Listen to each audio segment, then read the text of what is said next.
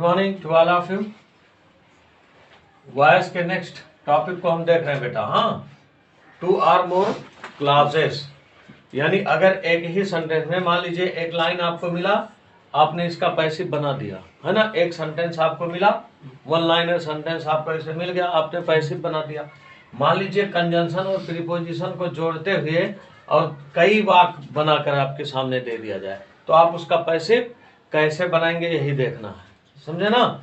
मान लीजिए कोई बुक है, उसका इतना बड़ा पैसेज ही एक पूरा पैराग्राफ दे दिया गया, कहा इस पैराग्राफ की पैसिव बना दीजिए, तो कैसे बनाएंगे वही हम लोग यहाँ सीख रहे हैं। हाँ, मतलब पैराग्राफ जब रहेगा तो उसमें कई तरह के सेंटेंस रहेंगे और कई तरह से टेंस भी रहेंगे ना।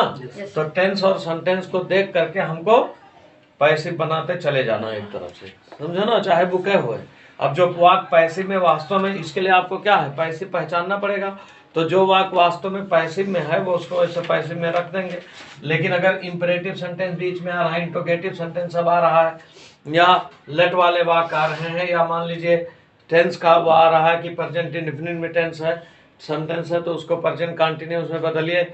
इस तरह से सब आते हैं ना, वही हमको यहाँ देखना है। ठीक बेटा, कि एक सेंटेंस आपको दिया गया तो पैसिव बना लिए, लेकिन कंजंक्शन जोड़कर बड़े बड़े, मतलब बीच में क्लास जोड़ करके दे दिया गया, लास्ट में फुल स्टॉप लगा दिया गया, बीच में कई क्लास है कंजंक्शन के साथ होते हुए, तो उसकी पैसिव कैसे बनाएंगे इसी को हम लोगों को देखना है। हाँ, देखिए 2 or more क्लासेस की पैसिव ना बेटा, 2 or more क्लासेस की पैसिव, ऐसे आप बढ़ा दीजिए 2 or more क्लासेस की पैसिव, ठीक है ना।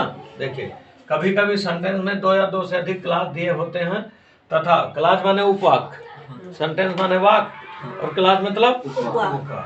तो कभी कभी सेंटेंस में 2 या 2 से अधिक क्लासेस दिए होते हैं तथा इन सब में ट्रांजिटिव वर्ब भी दी गई होती है। देखो पैसिव बनाने के लिए जरूरी है कि ट्रांजिटिव वर्ब होना चाहिए, अर्थात ट्रांजिटिव वर्ब क्या था, जो अपने साथ ऑब्जेक्ट ले, है ना। ट्रांजिटिव वर्ब भी दी गई होती है। अब रूल क्या है, देखिए पैसिव बनाने के लिए कि इनका कोई अतिरिक्त नियम नहीं है, अर्थात पूर्व नियम के अनुसार, जैसे जो टेंस और सेंटेंस है उसी पुराने नियम के अनुसार प्रत्येक क्लासेस की अलग अलग पैसिव बना ली जाती है, प्रत्येक क्लास की अलग अलग पैसिव बना ली जाती है। जैसे देखिए बेटा, एग्जाम्पल है आई वाज प्लेइंग क्रिकेट, तो यहाँ आई वाज प्लेइंग क्रिकेट के बाद आप फुल स्टॉप भी लगा सकते हैं कि नहीं, लेकिन हमने क्या किया, कंजंक्शन से लगा करके आगे बढ़ा दिया एक class.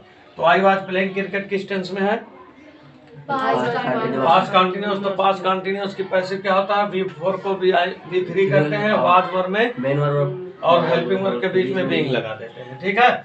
He was playing football but his brother was learning his lesson. अब क्या करें, आप इतना उठाकर पैसिव बनाएं और जहां एंड है एंड वहीं रख दें, फिर उसके बाद में इतना पैसिव बना लें, बट जहां है जहां वहां बट को रख दें, ठीक। देखिए cricket was being played by him, subject को हमने क्या किया, ऑब्जेक्ट बनाया, न्यू सब्जेक्ट बन गया, और आई को मी हिम कर दिया, क्या कर दिया, मी कर दिया, कहाँ है, cricket was being played by me हो गया, एंड को एंड की जगह रख दिया, football was being played by him हो गया, बट हिज लेसन वाज, देखिए he was learning his lesson, तो his lesson was being learned by his brother है कि क्या है, अच्छा हिज ब्रदर है, तो हिज ब्रदर यहाँ है, हिज ब्रदर हमने रख दिया, ठीक। अब देखिए एक और देखिए बेटा, इसी तरह से example, he has written a letter, इसका मतलब प्रेजेंट परफेक्ट टेंस में है, तो जाएगा किसमें, present perfect continuous tense. He has written a letter and you have done your work, but यहाँ बट है ना, बट शी हैज संग ए सॉन्ग। इसमें फायदा यह है कि V3 पहले से है कि नहीं, शी हैज संग ए सॉन्ग, तो क्या होगा, a letter was being written by him and your work has been done by you but a song has been sung by her, बन गया। कुछ नहीं, हमको पुराना नियम इसे अपनाना है, बस लाइन सेंटेंस बड़े बड़े थे और कोई बात नहीं था, ठीक बेटा।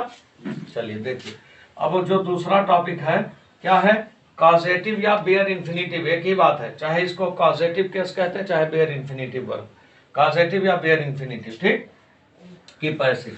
अब सबसे पहले हम देखेंगे कि बेयर इन्फिनिटिव है क्या।